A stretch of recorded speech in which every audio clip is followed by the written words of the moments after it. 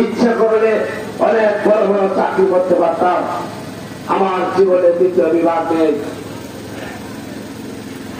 আমি 2004 সালে ফুলপুর মহিলা ডিগ্রি কলেজে উদ্ভিদ বিদ্যা বিভাগে যোগদান করেছি।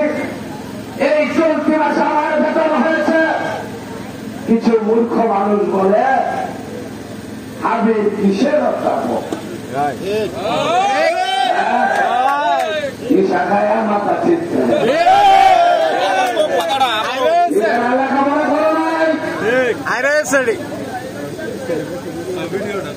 লেখাপড়া নিজেরা করো নাই, লাইটের অন্ধকারে দিশা খাও। স্বাস্থ্যের মানুষের কি আমার দোষিয়া লাগিস মানো, আমরা জানি না, সব জানি। ক্ষমা করে দিচ্ছি কিন্তু ভুলি নাই, ক্ষমা করে দিলাম ভুলি নাই। কথা হবে, দেখা হবে, হিসাব হবে, চলে বেঁচে থাকি। সকল জায়গায় গিয়ে দুর্নাম প্রভাকাণ্ড মিথ্যাচার আপনাদের মাধ্যমে তাদেরকে বলতে চাই, এমএসসি পাস করেছি উদ্ভিদ বিদ্যা বিভাগ থেকে।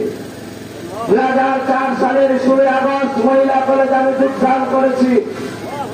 এই মাসে আমি সরকারের এফডিএ মুক্ত হয়েছি।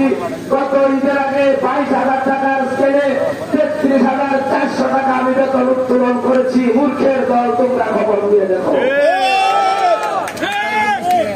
এটা আমি কেন বললাম জানেন? বেশ কিছুদিন যাবৎ ফেসবুকে নানান ভাবে বিভিন্ন জায়গায় গিয়ে হায়ারের গুন্ডার মতো কথা বলে। হ্যাঁ, ওরা করছিল এখন খালি করছেন শব্দ বেশি। তোমরা দেখে যাও, গতকালকে সুতার পড়াশোনা শুরু করেছি কাগজের সমর্থনে, বালিয়া বাজারে করেছি, বিহারাঙ্গা বাজারে করেছি, একটু আগে সুরুই কাঠ করে আলাম এখন এখানে তার আগের দিন বাসাটি করেছি, মিষ্টি পাড়া করেছি। ইনশাআল্লাহ সারা ফুলপুরে আজকে মানুষ উন্নয়ন চায়, মানুষ ভাই বার্তা প্রতারণা থেকে মুক্ত হতে চায়। মানুষ আমি পারি না, জানি না, বুঝি না, ফোন ধরে না, আমি কিছু পাই না, এগুলো শুনতে চায় না, তারা পজিটিভ কিছু শুনতে চায়।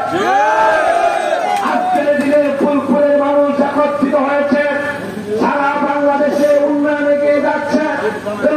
শেখ হাসিনা ডিজিটাল থেকে স্মার্ট বাংলাদেশ বিনির্মাণ করতে যাচ্ছেন। মরহুম শামসুল হক সাহেবের ছেলে শরীফ আহমেদের হাত ধরে ফুলপুর কারাকাণ্ডে এগিয়ে যাবে। আর শরীফ আহমেদের সারথি হিসাবে মানুষ আজকে আমিরকে পছন্দ করেছে, আর তারা ভোট দিবে, আর তারা বিজয়ী করবে। কোন অপশক্তি নেই এই বিজয়কে রোধ করার